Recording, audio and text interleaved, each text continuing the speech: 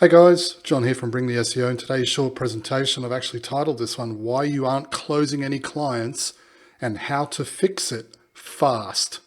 Now, as you know, for anyone that's working as a SEO consultant and tried pitching their services, you know that selling can be hard. I know that I went through a learning process and started out, admittedly, when I first started, it was awful. It was quite awkward and uncomfortable, but with practice, I got better. And it's eventually I got to a point where I was closing almost every single pitch that I held. Now, this has allowed me to not only learn, but also be able to help others. And when I go through the process of working with other SEO consultants, I can see almost all of them making the same mistakes. And that's the whole point of this presentation. I'm going to walk you through a couple of those, probably the most common mistakes that I see, and how you can go about avoiding those mistakes or potentially correcting them. Okay, so let's start with you're confusing the prospect. All right, so first point here, you're bombarding the prospect with non-stop technical jargon. That is, of course, acronyms and geek speak. Now, for most SEO consultants, they have a terrible habit of doing this. And this is where you get carried away talking about things that the client doesn't understand, such as EATs, backlinks, indexation ratios, silos, all of this other nonsense that essentially does nothing but confuse the prospect. And anytime the prospect is confused, that's never a good thing because they become disengaged. The next point that I've got here is you're assuming they understand you and know what you're talking about. Now, it's those assumptions that sort of tie in with my previous point, but those assumptions in themselves can cause additional problems as well, because you get to a point, especially if you're either sending a proposal, if you're doing that, or if you're hosting a presentation, you could be 5 minutes into a whole bunch of slides and the client is so confused that they stopped listening about 4 minutes ago. So you can't make the assumption that they understand and know what you're actually talking about. Now, my next point here is you're focusing on things they don't necessarily care about. And this is especially true, again, for SEO consultants, because they start talking about visibility and all of these other, again, probably a lot of this is tied in with my first point, but they start talking about a lot of these things that the clients don't care about. You have to remember that all the client cares about is getting customers and making sales. So let's look at some of the solutions. Firstly, speak in layman's terms in a way that prospects can understand and relate to. This doesn't mean that you have to speak to prospects like they're 5-year-olds. It just means you need to break things down in a way that they can not only understand, but relate to. And I think explaining things in a way in which they can relate to is especially important. Next point is don't assume anything. Be sure to clarify and confirm. I always made a point of stopping each, at the end of each slide or second slide as I was moving my way through the presentation to say, does that all make sense? Are you following? Is there anything do you have a question? Just to make sure that they're with me. You don't want to get too far ahead making assumptions that they understand what it is that you're actually covering. And next, focus on what's important to them. Okay, and the best way to do this is to simply ask. This of course ties in with the pre-qualification process. But the whole point of asking them and focusing on what's important to them is to make sure that you focus on what's important to them. So you're not rambling on about a different product or a service that they're not necessarily invested in. Next, you're overwhelming the prospect. This is another big one, and I see this all the time. My first point here is you're giving the prospect way too many options. And this is not just limited to service offerings, but it also ties in with pricing. I'll give you an example. Let's say you're pitching SEO services and you consider yourself a holistic agency where you're doing 1,000,001 different things. And you're throwing all of these options at the prospect and you're saying, hey, we can help you do SEO and we can do content and we can do web design and we can do AdWords and we can do Facebook. And you get to a point where the prospect's just like, I don't even know what these guys do anymore. And I'm not even sure this is what we need. Now, if you tie that in and go even further with different pricing options, the prospect will be so overwhelmed and overloaded that they won't be able to make a decision. And that's not a good thing. I often talk about I use the analogy of taking a 6-year-old into an ice cream store where there's 300 flavors. You'll be there forever. So you need to think about the way in which you present, or how many offers you present. And again, I mentioned pricing here, and this is where you can get into, okay, well, you can pay month to month, or you can pay 12 months in advance, or you can lock in contract at a cheaper rate, or we can give you discounts, we can do installments. Again, it's completely overwhelming to the prospect. The next point here is your offer isn't clear, and even you have trouble explaining it. And this is definitely something I see a lot of SEO consultants doing, in that they don't, and this probably ties in with my previous point, they're doing so many different things, they don't even know what they do. And when it comes to trying to explain what they do, it's an absolute train wreck. Okay, my next point here is you can't clearly explain your processes or what the client even gets. And this probably revisits my previous point.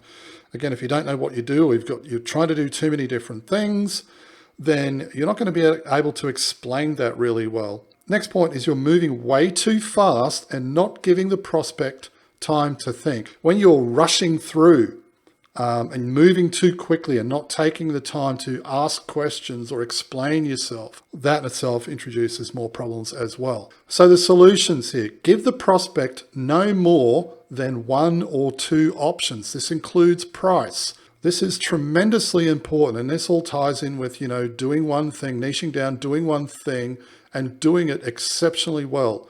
So give the prospect no more than 1 or 2 options. If you can just give them one option, that's even better. You can have this, or you can have this. And this is what it costs. It costs this, or it costs this. Or, hey, we just do one thing and there's 2 pricing options. Which one do you want? By simplifying your offer, it makes the decision-making process so much easier for the prospect. My next point here is spend time creating a simple yet irresistible offer. I've got irresistible offer, but I think you know what I mean.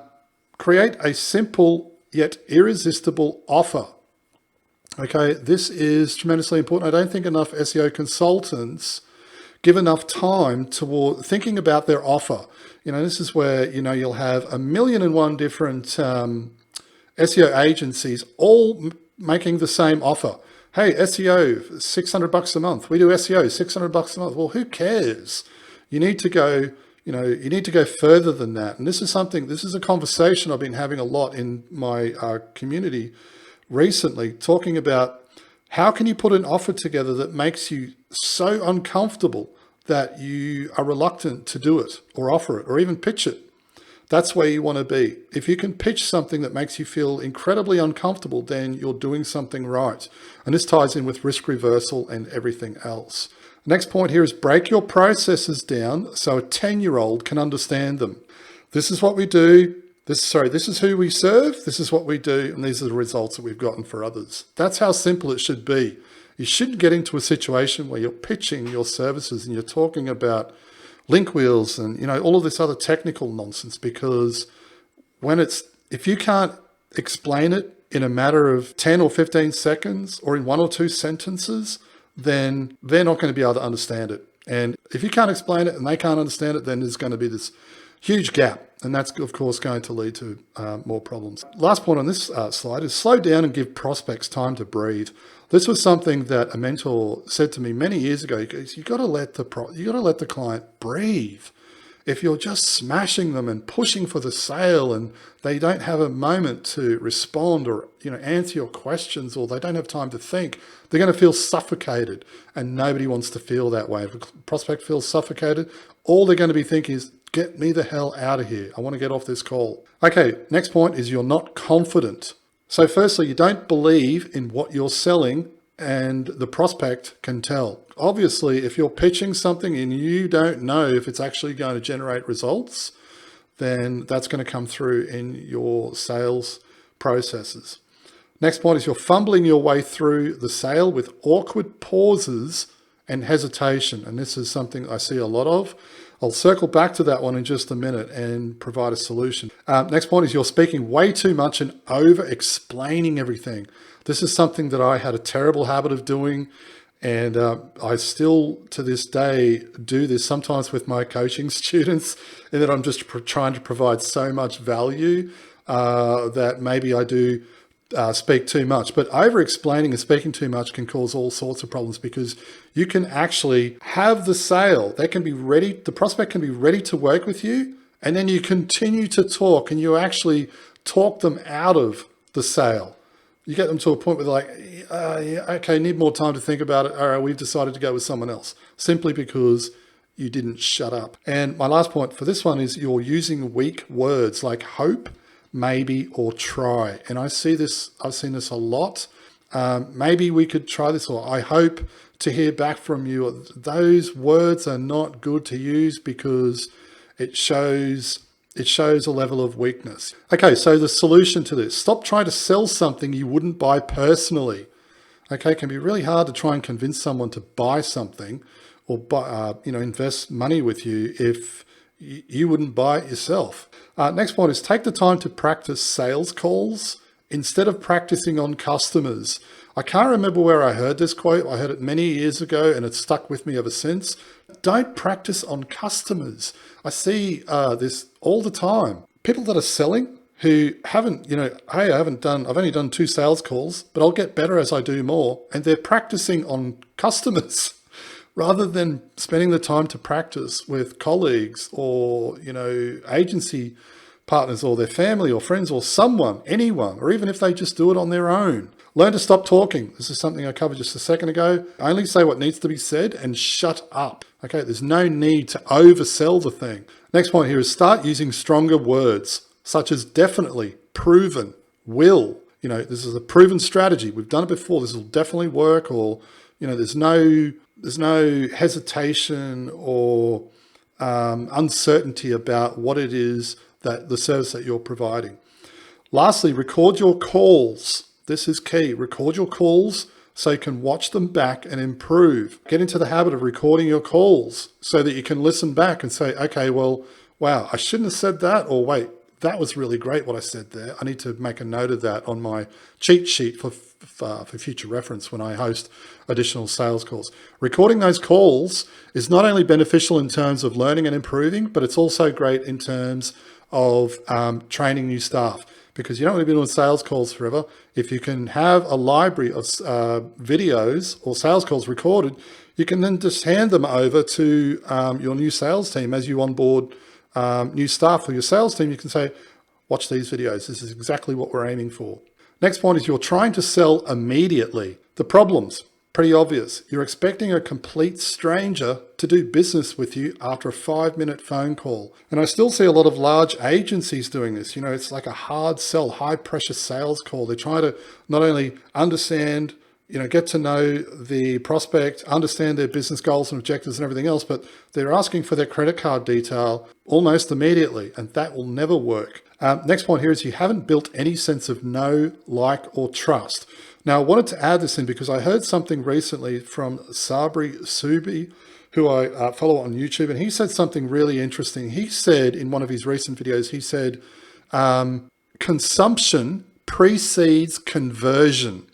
And by that, it's a case of prospects becoming aware of you, consuming your content, and then coming to you essentially pre-positioned to buy. Now, this, of course, ties in with know, like, and trust. And this is why, ideally you want to get to a position where you get on a sales call with someone and say, hey, listen to this podcast. Hey, watch your videos. It's obvious that you're the right agency for us. Let's do business. And when you get to that level, then it becomes incredibly easy. Next point is you have no understanding of the client's business, goals, or objectives, and you haven't bothered to ask.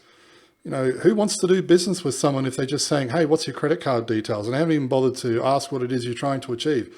No one.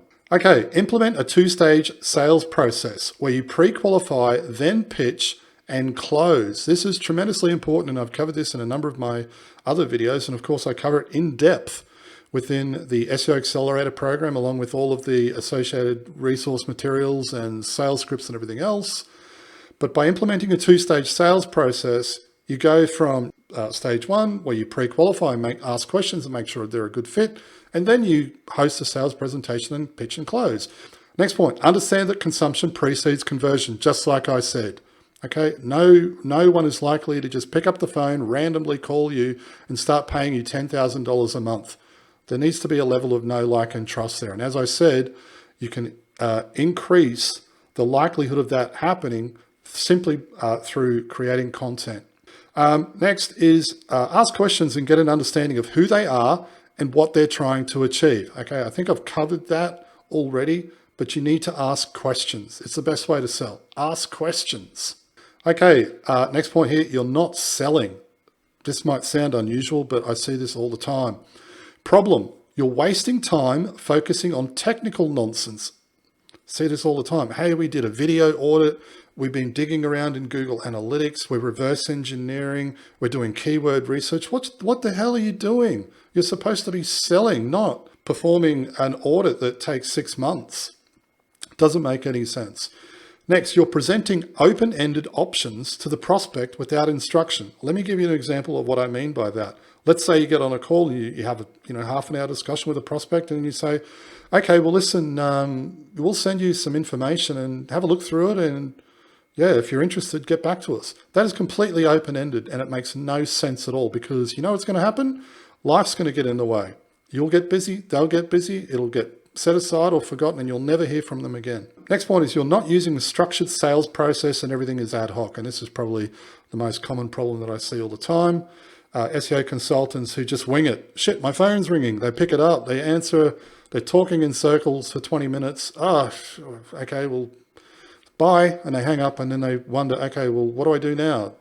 Do I send them an email? Do I do a proposal? It just gets really messy.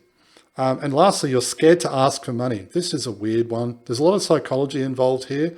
This one's becoming more and more prevalent and certainly more common. I'm seeing more of this, fear of asking for money. It's funny how everybody wants to make money, but not many people are bold enough to ask for it. Let's look at the solutions. Forget about technical issues. Concentrate on solving problems. Again, it doesn't make sense for you to be sitting there doing, a video audit or reverse engineering their competitors or keyword research or digging around in Search Console and putting this huge, big proposal together full of, pie charts and squiggly lines and talking about all of this technical stuff. Instead, you should be having the same conversation with the prospect. This is tremendously important. You've got to have the same conversation. What's the problem? Not getting enough customers for these blue widgets. Okay, how can we help you sell more blue widgets? Have the same conversation. Forget about all that technical nonsense. Next, help guide the prospect through the sales process so they know what to do next. This is tremendously important. And this probably revisits my previous point about, a lack of structure and everything being ad hoc. Prospects need you to guide them. Okay, need to ask you a series of questions. Have you got 5 minutes? Sure, ask those questions. These are our prices. Lead them on to the next step. Okay, this is what needs to happen next. Are you happy to do that? Brilliant. Let's schedule a call. Excellent. Host a sales presentation. You've got to help lead them. If you're not doing that, they're going to be thinking, well, these guys don't really know what they're doing and I don't know what to do next. Let's go and speak with someone else. Next, implement a structured sales process. Two-stage sales process. I've already covered this. I talk about this at length inside the SEO Accelerator program. It's tremendously important and it's an effective sales strategy that I've been using for over a decade. It works. And it doesn't matter if you're selling, $1,000 a month SEO or $10,000 a month. It's the same. It's just as effective. And lastly, get over the fear of money and ask for the sale. You should get to the end of your sales presentation and saying, how does that sound? Would you like to get started? Or if you've done everything right, you should only hear one question from the prospect and it is, brilliant, that sounds excellent. How do we get started? Hey, if you've enjoyed this video and you'd like to learn more, head over to bringtheseo.com. We provide business development training for SEO consultants wanting to improve their processes, increase profits, and scale to $100,000 a month or more without all the stress and overwhelm.